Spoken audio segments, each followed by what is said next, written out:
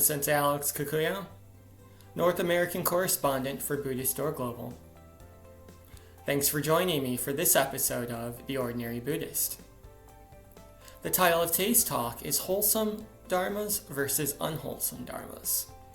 Before we get into that, please subscribe and hit the notification bell. That way you'll be notified when I post talks in the future. If you wouldn't mind hitting the like button, that'd be great too.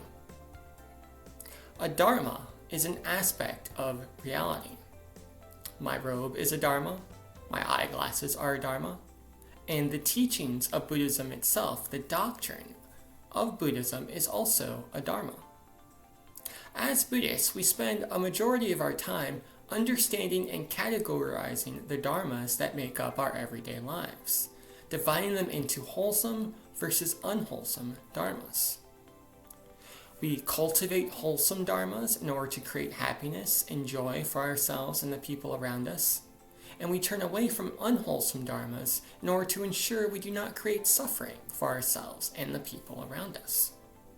Simply put, we can think of wholesome dharmas as good, and we can think of unwholesome dharmas as bad. However, there is a limit to how far we can get with this understanding, because some dharmas are neutral, meaning they are wholesome or unwholesome depending on how we use them. In those situations, it can be useful to think of the teaching of emptiness. Emptiness in Buddhism is non-duality and the existence of non-duality in unreal imagination. Thus, if we want to cultivate emptiness, we need to cultivate dharmas that move us into a non-dual relationship with the world around us. Put simply, if a dharma will help us build relationships with the people around us, creating a connection between us and them, then it is wholesome. If a dharma will destroy relationships between us and others, then it is unwholesome. A good example of this would be speech. Speech is a neutral dharma, meaning that it's wholesome or unwholesome depending on how we use our speech.